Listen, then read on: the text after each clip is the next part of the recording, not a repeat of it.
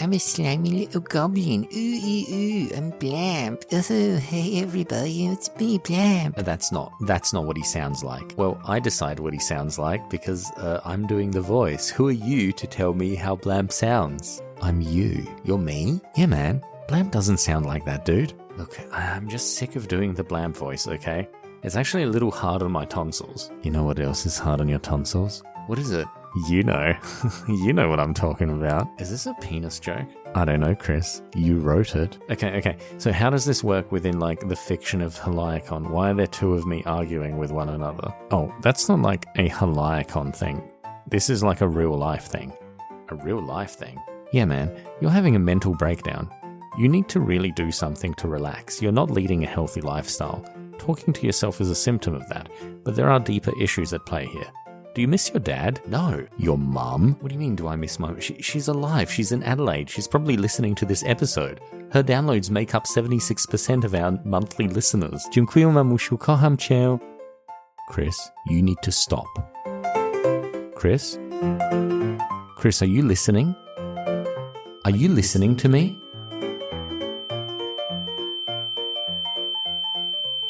Welcome to this very special episode of What If Mythtakes Were Mates? Aaron came up with that title, and I think it's a very good one. Today on our mini show, we have our good friend Leo. Say hello, Leo. Hello. Wow. A powerful presence, even for that just one word. I enjoyed that. Getting Corbin Dallas vibes at the moment. I'm just staying in my lane. I'm only saying exactly what you've asked me to say, and now I've already ruined it. Oh no, we have to get the next Leo. Game plan out the window. So usually, Leo, in these small episodes, we kind of just screw around and have like a format where we invent things off the top of our heads. But now we have an episode with you on it, and you're going to tell us some incredible tales of things that you've been thinking of and writing down. About our setting, which I am absolutely delighted by. But before we get started, I just want to check in with everyone. How is everyone? I'm going to start with Aaron. Aaron, how are things with you, buddy? Solid. Things have been pretty decent. I had an awesome one-shot with a bunch of awesome teens last weekend that went particularly well. I recently got interviewed by The Advertiser, which is our local rag. There's some really good journalists. Not a real rag, but an actual newspaper that people over 60 read. Pretty much. It's like for those of you who are listening who might be a little bit younger, a newspaper is like ChatGPT, but some of the information is accurate. Yes. Less hallucinations and more editorial control, but. It went really well. They were just a couple of young journalists looking to discuss more about their geek stuff, and tabletop RPGs was one of them, and we had a lovely chat about that. Yeah, young people disgust me, so I would not be caught dead speaking to them on any level. Leo, how about you, buddy? I haven't seen you for ages. It has been a minute. The disadvantages of living in different parts of the country, unfortunately. Apart from being a little bit under the weather this week, I've been pretty good. It's incredible. What's like new in your life, like new and exciting? I know that you have a child, which is sort of, is that still new to you, or has this become an everyday kind of? He's 9 months old, and every day is new to me. I come home from work, and he just seems to have doubled in size. It's my God, pretty awesome thing to come home to, though. Seeing that little kid smile at me with his two little goofy teeth. So that is so good. Yeah. Beyond that, I've finally finished getting ink smashed into my arm, so I finally finished my sleeve, which I'm pretty happy with. More tattoos. Yes. I was thinking I'm still... tell us about it later. I can't see it very well because of our connection, unfortunately. Actually, now I can. That looks quite amazing. For those people who are listening, this does not make for very good listening. But imagine the coolest fucking tattoo you've ever seen. Leah's got that. That's really cool. It's just a lot of black work and sort of geometric, but I really like the way it flows, and the artist that did it was a pretty awesome dude. So shout out to Tony at Exo Temple there. Yeah, beyond that, we had the... medieval fair at Paracombe recently, so I spent Friday getting my arm tattooed and for 6 hours, and then I spent the next 2 days pulling back a bow, wearing furs and pretending I was a Viking. It was a pretty good weekend. I mean, you don't have to pretend you're a Viking. It's not cultural appropriation. You can just be a Viking. There's no Vikings around, as far as I know.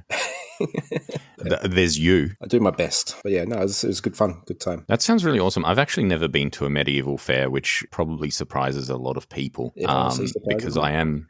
Right, well, I am all about the medieval lifestyle. Like, I do like to sort of waddle in mud, and I do occasionally wear rags. I'm drinking mead right now. I'm drinking this delicious Chinese Qingdao beer from the city of Qingdao, which used to be occupied by Germany. And they left all their beer. How about you, Chris? How is things with you? What's new, exciting, cool, interesting, groovy, and or neat? All of those things are new with me. I have recently become a homosexual owner of a home. Congratulations. With my wife. So we recently bought a townhouse, which is like a house, but not as good by any metric, but still pretty good because you get to live in it, which is nice. And the bank has already started taking our money and deciding how much of that money we're allowed to keep for things such as eating, which turns out, guys, is not as much as you'd think, but is pretty good. We haven't moved in, obviously. That's why I'm still in this mess at the moment. The whole thing goes through about mid-June, so in the school holidays here, we'll probably have some time, but we have to do some renovations and getting some carpet pulled up and stuff like that. So, but that's very exciting for me. That's the most exciting thing that's happened recently. And guys, homes are really expensive. Did you know this? Yeah. Yeah. Yeah. Episode 4, we talked about the Vaesta, a type of wizard, and that got your brain meats working, Leo. Yeah. As has often been the case in our fairly long history at this point, you come up with brilliant ideas and just inspire me to just build off them. And that's exactly what happened in this case. Well, I know you've written some of those brain meat ideas down. Would you like to, sort of in the manner of what we do in our primary episodes, read out what you've done, and then Chris and I will. I don't think we should go to war with them. Maybe just sort of like a light. I don't want to go to war with Leo. No, I think we'd. I know I would win. I know I would win. Don't laugh, Aaron. I've been practicing jujitsu and all the other jitsus, and I've finished watching all of Naruto. So now I know the jutsus as well as the jitsus. So yeah, Leo, I think I'm going to be all right.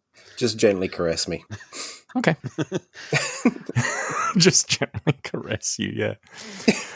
But yeah, look, I am very interested in what you have to say, Leo. You just alluded to, we've known each other for quite a long time. I think Aaron has known you for longer than I have, slightly. But we did meet in high school, of all places. I was thinking about that the other day, actually. The three of us and, our friendship group from high school has become a little bit fragmented as it tends to, which is, I think, normal. But I know I tend to be a little bit on the cynical side, guys, but I think it's actually a wonderful gift, and I really appreciate both of you. I very much echo that same not sentiment. the beer talking. I haven't had that much, to be honest.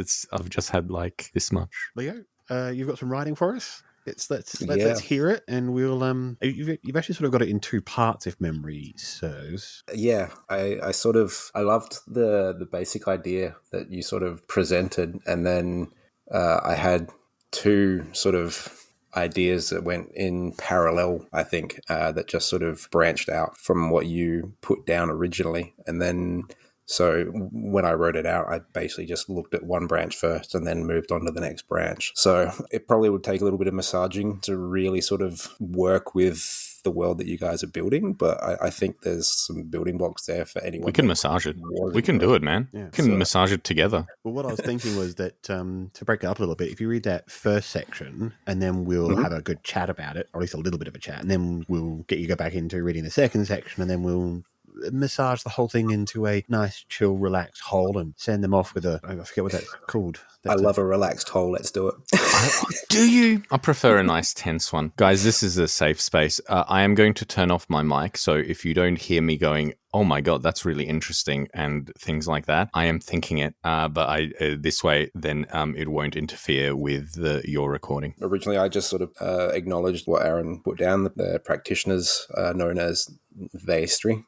Essentially, they're wizards of a certain flavor, and their magical language and the practice that they have is Vaesta. Just clarifying, it's constructed artificial static language. Its primary focus is clarity, and each word has a specific and singular meaning represented with its own glyph. This covers every phoneme a humanoid can produce. Speaking Vaesta requires a gestural element as well. Feel free to correct me if I ever get any of this quite incorrect, but that was my understanding. Where I posited to go from there was 4 different tiers of fluency, and each tier shows a deeper understanding of the language and a greater affinity for its use, which I thought allowed to just sort of play with it a little bit more within the framework that Aaron had already laid out. The first tier I called the Gruidae, or cranes, and this requires both hands, or primary manipulation appendages, to be employed in the gestures and the words to be clearly enunciated in stark tones, much like Aaron's original depiction. The second tier I called the Aludidae, or larks, probably pronouncing the Latin horribly, but there we go. This allows the gestural component to be described by a single appendage, and words are still distinctly recognizable from one another to an outside listener, even if the meaning or the understanding isn't apparent. However, the Vestari can now carry a rhythm, pattern, or meter to their speech, and at times this can sound almost poetic or musical, depending on the spell being cast and its unique subset of phonemes. Combined with the gestures of one or both hands, a casting Vestari at this tier of fluency can sometimes appear to be almost dancing whilst they speak aloud their spell. Far from a performative art, this still focused on clarity and rule. There is still no mistaking the act for what it is. A practitioner casting a spell, just sometimes it can look and sound appealing. So from there we went to the third tier, or the Minuridae, can't get my tongue around that one.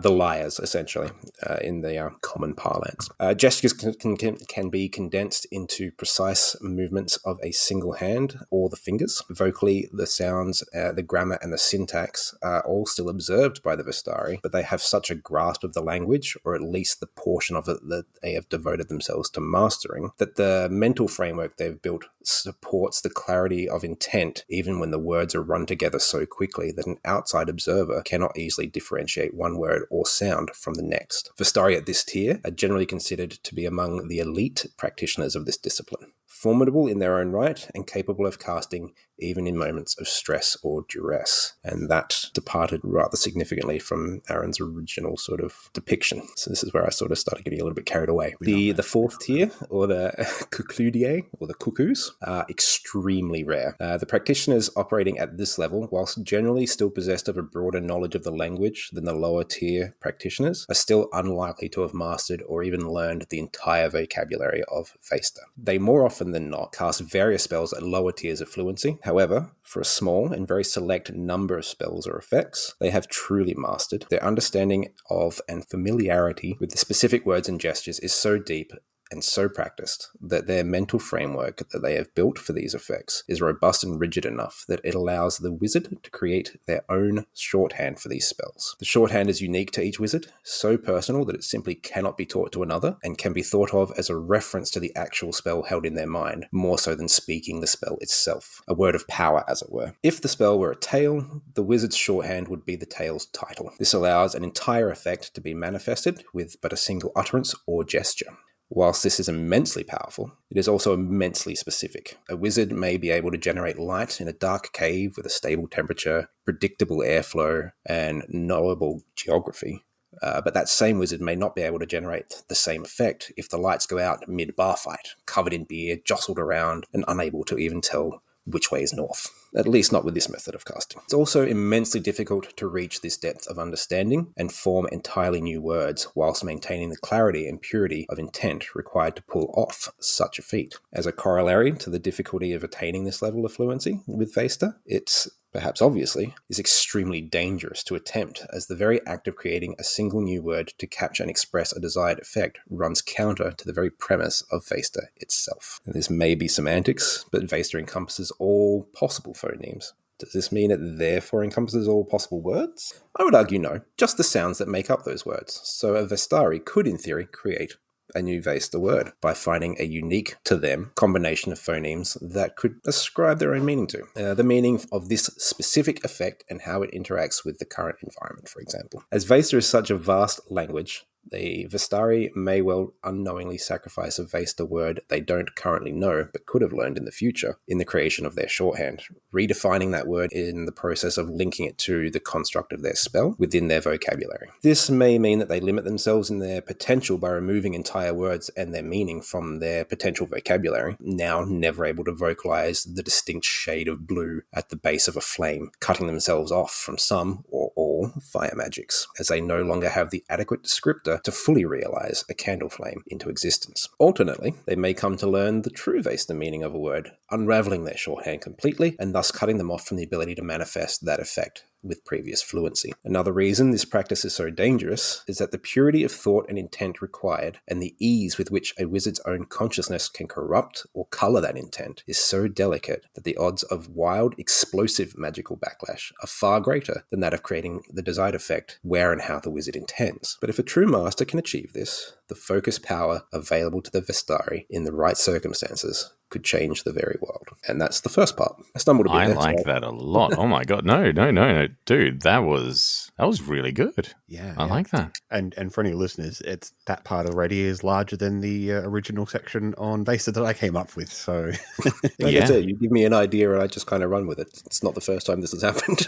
That's true. I mean, that's the idea, I think. I think that's the idea behind the podcast in general as well, right? Like, like we have these ideas and they are all meant to be expanded upon. Perhaps we don't have the time to expand on every one of the ideas, but in time we could. Yeah, and that's what I've loved about sort of role-playing games, like over the years playing with you guys, is we get someone else's imagination put down into a book or whatever, and then they release that to the world for us to go and play in, and we can tweak it how we like to put our own spin on it, our own flavor, and that's kind of what I've done here with what Aaron's sort of put down. You have, and I agree with you. To me, that's kind of the beauty of the role-playing space, is that it's kind of a playground for us to play in, but also redefine as we see fit. We get this kind of framework for how to use our imaginations, and within that framework, I think we've talked about this, Aaron, in the past, is that if you have all these constraints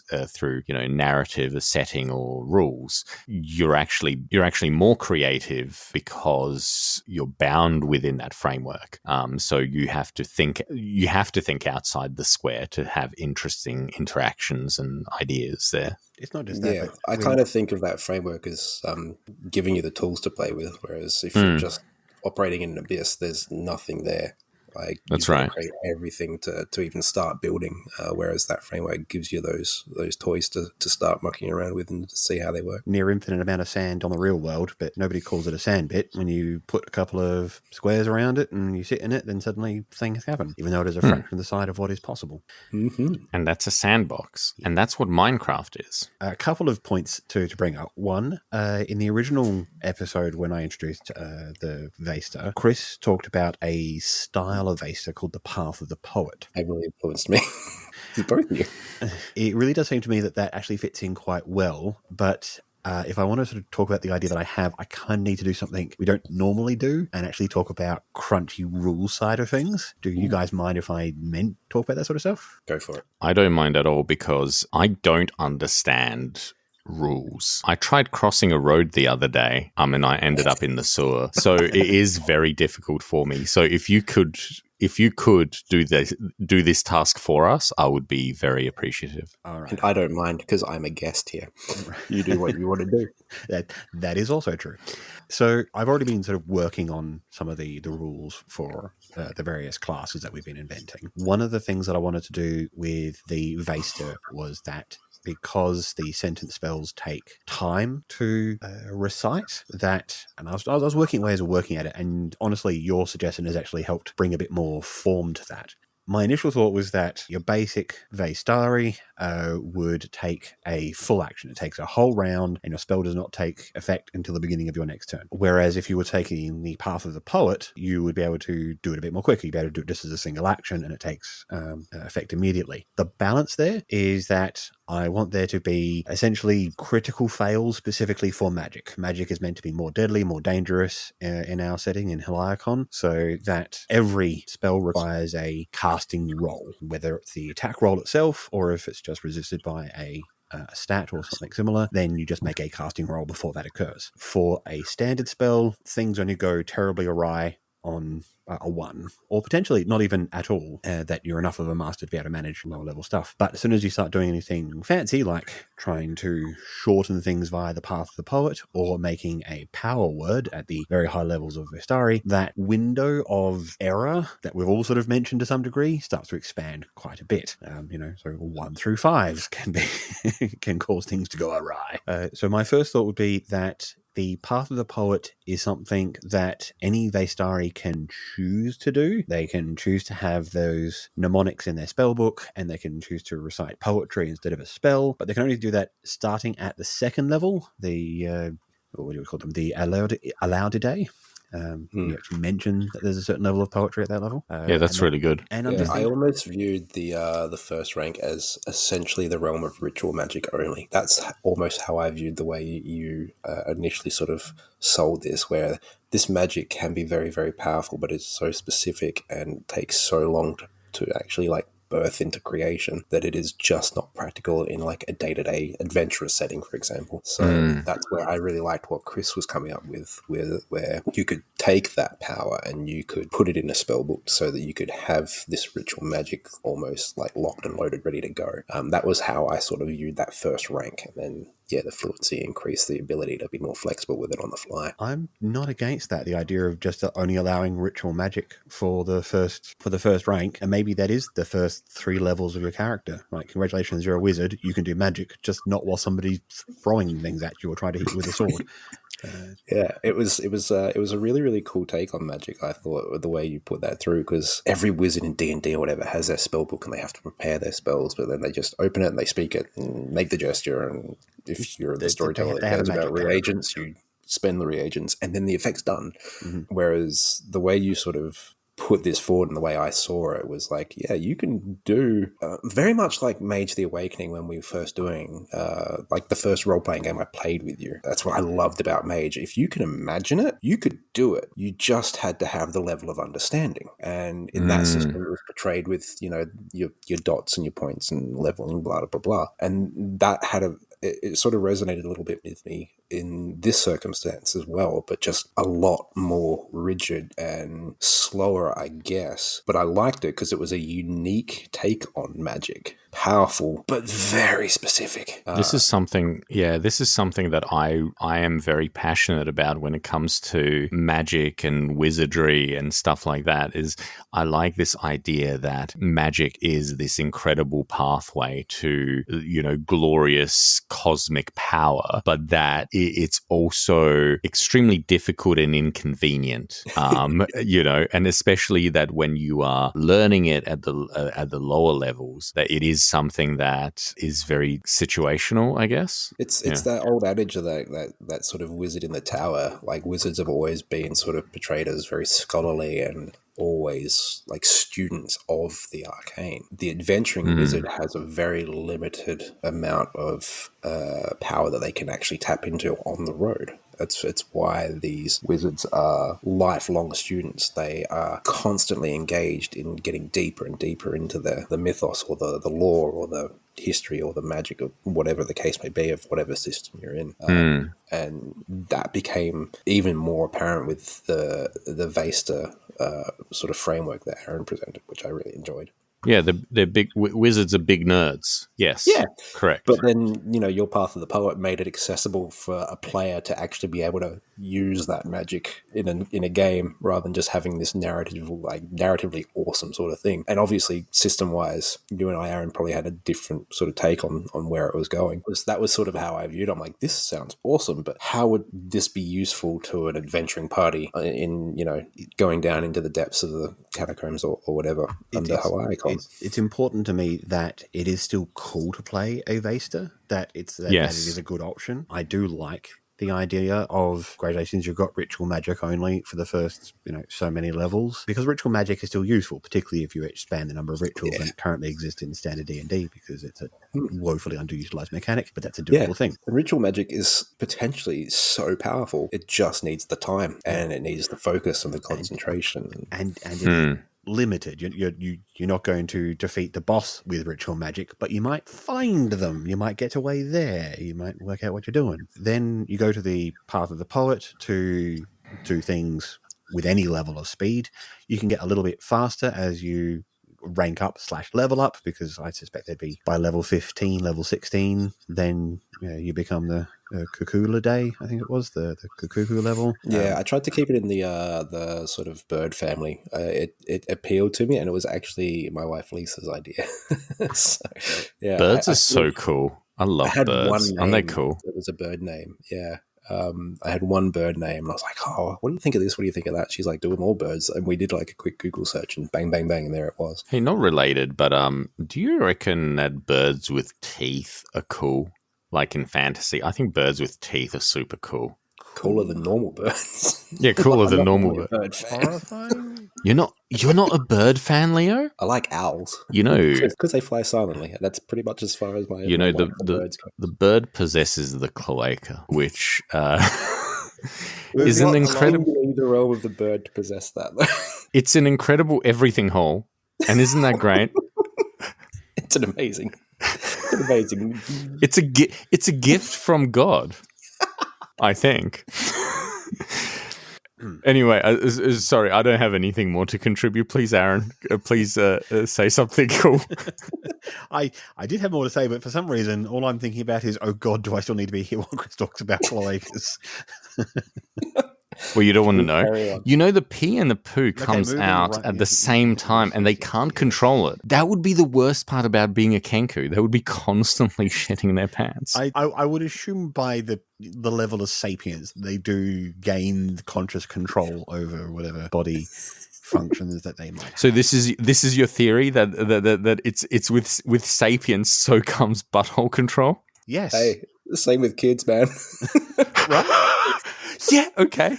Yeah. You know what, guys? I thought this was actually a really funny joke for a second, but now I just agree with you. This is science. Totally. Yep. The power word thing at the Kukula Day level, I adore it. I particularly love the idea that because they invent a word, that the chances of it then interrupting or causing their ability to develop as a Vestari becomes potentially limited. And I haven't got any sort of like nailed down ideas, but my thought would be that if you choose to take a spell as a power word, you then have to define the situation. I loved it. Is it indoors or outdoors? Is it like if it targets an individual, then it has to be specifically, yes, I've got the ability to use the spell hold person, but it only works indoors on orcs and only during the day. You've got to have like 3 stipulations like that. And that's what I loved about the way you portrayed that. Like the language describes everything, and that means that you have to be so specific and so clear with how you formulate a spell. So when you start getting into these shorthands, you can get yourself into trouble really quickly. When you do make a power word and you do give it its 3 specifics, just as a gameable thing. Otherwise, it goes beyond the tabletop for terms of play. But at that point, you then pick one of the schools of magic. I don't think we're actually going to have schools of magic within the setting of Heliakon, but within the rules of D&D, they will still exist. And at that point, you can, whatever level spell you say, you take the level 4 spell. Off the top of my head, I can't think of any. Take your level 4. It's because no normal person actually remembers any level of D&D spell. Come on, Aaron, Jesus Christ. So I won't talk about the ones I do remember. Cool, excellent. Then at that point, you can no longer learn higher level spells from that school. So if you take Fireball, which is a level 4 spell, then you can no longer take evocation spells higher than level 4 unless you lose that power word Fireball. That's a cool idea. Yeah. You can have this awesome thing, Yeah. but that's as far as you go. Yep. Yeah. That's really good. That's a really good way of balancing The it. alternative might be, and I'm just spitballing. Mm-hmm. That's what we're here Spitball. Yep. Your language at that point is to a degree of understanding in that realm or that branch of magic that you're studying. Your fluency in that branch, that area is really, really deep, usually to the exclusion of other things. Mm-hmm. So if you decide, I'm going to take Fireball at this level, then okay, that's it. You're locked into being a fire mage. You can no longer, you can't go after wind or ice or water or something. Sort of the might old be an alternative. third edition specialist wizards then. So if you pick a power word for Fireball, which is an evocation spell, you then have to pick 2 other schools that you can no longer learn spells in. Yeah, because it just shows that that's the area of the Vaesta language that you are studying, that you are specializing in, that you understand, that you're building the mental frameworks for, and that will allow you to then create further shorthands for further fire effects. But all you're doing is fire now. But that's the thing, this is a cruel reflection of real life. For example, if you study to become a carpenter, the more you learn about carpentry, the less likely you are to become a pilot. I think about the medical discipline. If you become an anesthesiologist, you're probably not going to do a lot of brain surgery. Do you think you can make mead out of meat? I mean, you could probably flavor mead with meat. Probably. And do you think you would call it meated? Mead jerky. Yes. Please continue, Leo. All I'll right. allow this, and I'm considering permanently replacing Aaron with you. Fair. Now, the second section, I called it Accessing Magic, Wraith Quartz and You. And this is really where I drew a lot of inspiration from Chris's input into your original discussion. I really liked sort of visually what he put down, and obviously mechanically I thought it had a lot of potential too. Vaesta is not just a spoken and gestural language, it's also a written one. The Vestari, of course, can use the Vaesta glyphs to cast spells if they are unable to vocalize for whatever reason. The use of Vaesta glyphs is not unlike using programming language, using dozens of clauses, subclauses, and conditional statements describing the framework and pathways for the magic to take in order to manifest the desired effect. If you go back and listen to the original recording, I'm basically lifting that straight from Chris. Yes, you're welcome. It's long, complex, dry, and inefficient for everyday use. Just like Chris. It's also the only way they grew it. I was going to say the same thing, you stupid bastard.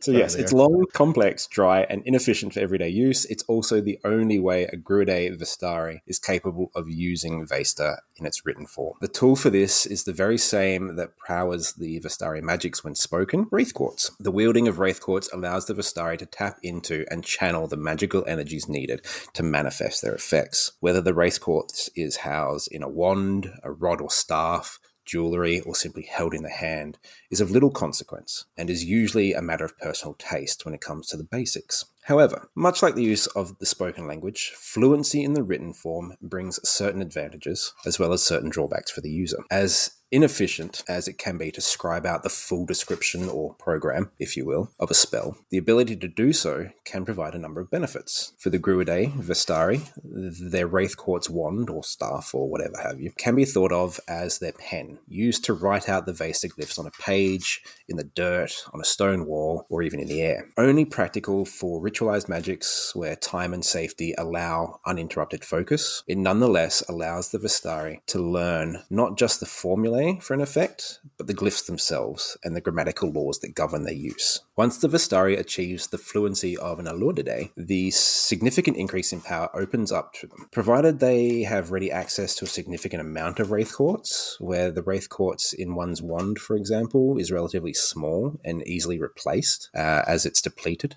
Perhaps like the inkwell in a particularly nice ballpoint pen. The Vestari with sufficient understanding and access to enough Wraith Quartz can begin to create for themselves a small armament of single-use Wraith Quartz spell bombs of various effects. By inscribing glyphs into Wraith Quartz crystals, and Elordidae Vestari can store an effect for later use, activating a spell stored within the Wraith Quartz crystal by destroying the crystal and loosing the magical energies within, usually in conjunction with a targeting phrase and or gesture, depending on the effect. Vestari of Menuridae Fluency can take this one step further. They are capable of fashioning themselves a spellbook of sorts. With enough experience and talent, Menuridae can take the same principle of imbuing a Wraith Quartz crystal with a programmed effect, but no longer needs to destroy the crystal, instead activating the spell within using a keyword or phrase. Once used, they need to recharge the crystal through channeling before they can cast the spell another time. Despite this limitation, it does mean that with enough forethought and prep time, a Vestari with this level of fluency can become a powerful adversary or ally. At these two tiers of understanding, and depending on the individual Vestari's attitudes towards preparedness, these practitioners can carry on their person a small fortune in Wraith Quartz. Seldom are they targeted by thieves, however, as the Wraith Quartz has already been put to use and so is of limited value on the secondary market, especially when only other Vestari would be capable of using these crystals. It's also the wise thief who considers just who they may be stealing from and what their fate may be should an aggrieved wizard catch up with them. Much as with the spoken word, the rare and powerful Kukludide have such fluency with the use of Vaesta glyphs and mastery over the grammatical laws that they are able to distill entire spell programs into but a few phrases. This fluency and the knowledge to layer multiple spells within a single Wraith Quartz crystal makes them potentially among the most powerful mortal denizens of Heliakon. Their ability to store and access vast amounts of information within but a few Wraith Quartz crystals allows them versatility, subtlety, and power on a level few others can match. There is a tale told of one particularly wealthy and resourceful Vestari who went to the trouble of figuring out how to, and then spending the significant time and resources required to grow Wraith Quartz crystals into uniform rectangular slabs in order to fashion themselves a literal spellbook, complete with Wraith Quartz pages. The slabs of Wraith Quartz were bound together and totaled just 6 pages in all. While 6 pages may not sound like much, each page was near an inch thick, and so were predictably hefty, but not impossibly cumbersome to carry. So pure and ordered was the crystal that each page bore the capacity to record a number of spells within its matrix, depending on the Vestari's competency with the language. The process was so costly and involved that none have attempted to replicate the feat since. In fact, the Vestari that created this Wraith Quartz tome took the secrets of its creation with them to the grave, a situation made all the sadder by the fact that they died before ever imbuing a single spell into its pages. So long did it take to make that they did not live to see the fruits of their labor blossom, and shortly after binding the tome pages together, they passed. Where the blank tome ended up is a mystery, generations old and obfuscated by time, rumor, and the embellishments of those who tell the tale and those that told it before them. But should this relic ever surface, its bearer would surely be a force few would stand against willingly. That was just a little fun aside, creating a little magical artifact within the flavor of the Vaesta and the Vaesta. I like that. That is fun, Leo. That is very fun. I really enjoy all of these editions. These are really good. Wow. Again, you guys are the initial source of inspiration. So, but you know what? This is what women must feel like when they see men teaching children the things that men know, like about how to play Warhammer or purchase trading cards. My wife is sitting in the background just shaking her head at you right now. Is this not true? Is this not a joy? This is what it feels like when you see a baby and then it's ruined by another person giving it forbidden knowledge. I've already been doing that with my own son. Yeah, I that's think awesome. He's just thankful that he doesn't understand English yet. I think he understands probably some English. Oh yeah, sorry. This is a podcast about story creating and stuff. Remember, I'm never going to be invited back. This was your idea. Well, okay, but primarily, Aaron, this is a podcast about creativity. And is there a more pure form of creation than creating life? I think not.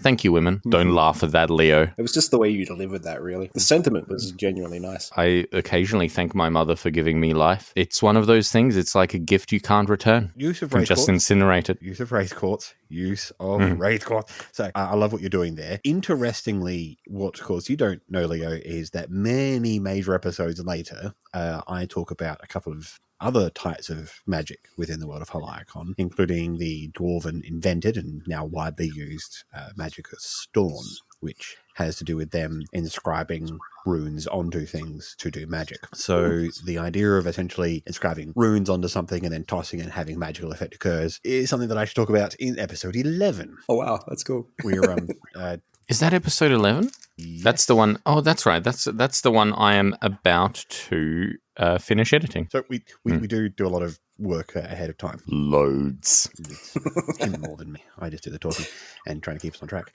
Actually, Aaron does an amazing job. He does with our mainline episodes. He does the free PDF for people. I wish there was actually a way of tracking how many people have looked at it and downloading it. I'm tracking views and listens and stuff like that. But I suspect that this might be something that in the future we'll find out that a lot of people are enjoying. I certainly hope they're enjoying, because I'm enjoying it a lot. Aaron does a lot of cool stuff with layout and sort of adding bits and pieces to it. So thank you, Aaron. Cool. I very much should check it out. I've been really enjoying the podcast, obviously, but thank you. The PDF, I've been sort of just holding out for the end of the season. I'm just going to check it all out at once. What I'm just wanting to add to what you've added, because I want to take all of this on board with the Wraith Courts. So my major concern is I don't want the Vaesta to be doing things that are too much like the Storn magic. So the primary point of difference is that Vaesta speak spells. Or they write them.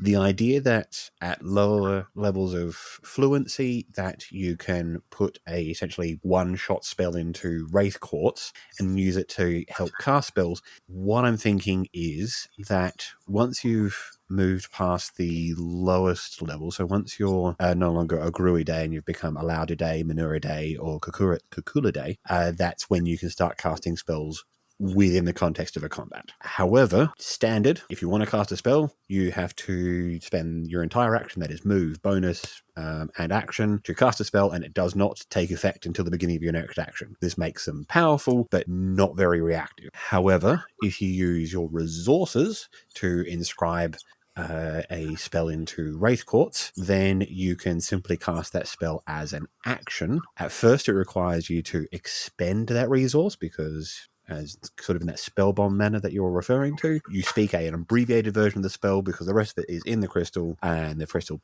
explodes, spell happens, neat. At higher levels, you can simply inscribe it into the crystal, and then at the very high levels, at the Cuculidae level, then rather than having like one spell prepared in a piece of expensive Wraith Quartz, you can have multiple, giving you that versatility that you were talking about, with the highest level, of course, being the relic, the artifact spell book that has so much in there, and it's specifically designed to have phenomenal amounts of Vaesta spells written into it. That would be my personal take on it. Kind of like it. I also kind of like it. I did have one final bit on that really awesome spellbook notion that you had, because I thought it was very, very cool. I only want to add to it. The guy, so what you might remember is that Wraith Quartz is formed by life moving through the membrane between the realm of magic and the real world. And that most commonly is by birth and death is by far the most common of the two, since that tends to happen in areas.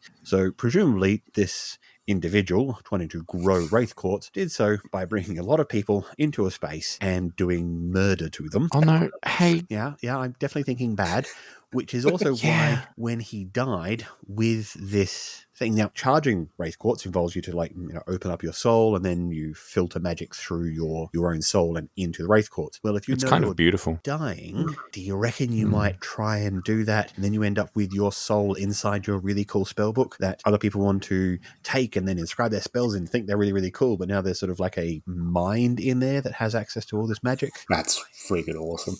Yeah, I quite like that. Yeah, like magical oopsies. Make like a cool little artifact that was sort of flavored with this, and that ties in really, really well with the rest of your world, and it's just badass. You say our world, but it's actually partly your world now too, Leo. Aww. Yeah, we're sharing this world. It's I think episode 1, when you were talking about Wraith Courts, I was like, Aaron, I have ideas. And, I incorporated some of them. oh, cool.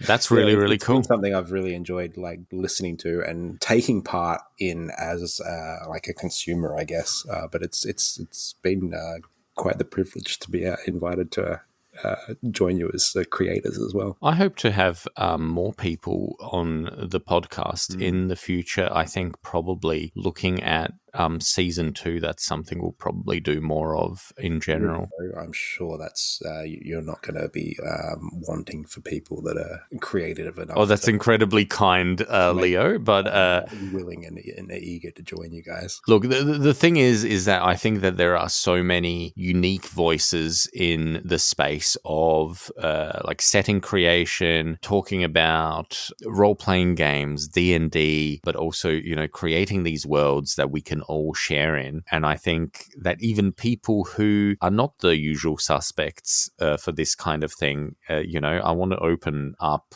this space for them, right? Like I want people to think, we could be creators. We can be creators. I said this incredibly Aaron-esque thing on Bluesky a couple weeks ago, which is I truly believe that creativity and creation and art is our birthright. It is, I genuinely think that it is something that is so special about humans, and it is possibly the very best thing that we can do, especially in these dark and uncertain times. Sorry to your child specifically. He's going to have to fight off the mutant hordes in the near future. Very true. But I wholeheartedly agree with that sentiment, mate.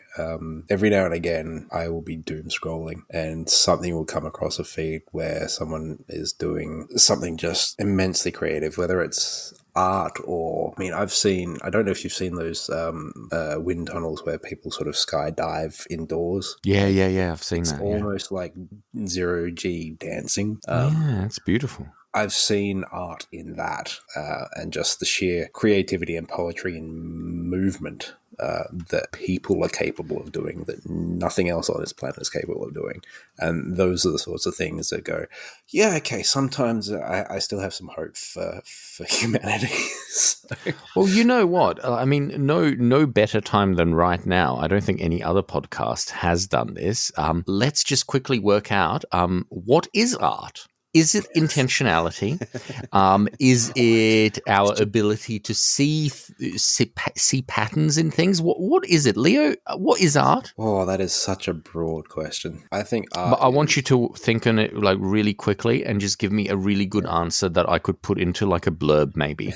I feel like art is the raw act of creation and imagination and passion, like the junction of those sorts of three things all meeting. Like making a bread. It could be like, if someone has enough passion. I've seen people do some amazing things with art in all aspects of life, and it purely comes for me from that creativity, from that inspiration, that passion to bring something into the world that didn't exist before. Okay, now Aaron, what is art? I'm not going to do a better description than I think Leo did. And since we've been recording now for over an hour, I'm thinking we might want to actually sign off. And I'd like to leave us with a little pearl of related wisdom from the wisest man I think I've ever known personally, but from Sir Terry Pratchett. Humans need fantasy to be human, to be the place where the falling angel meets the rising ape.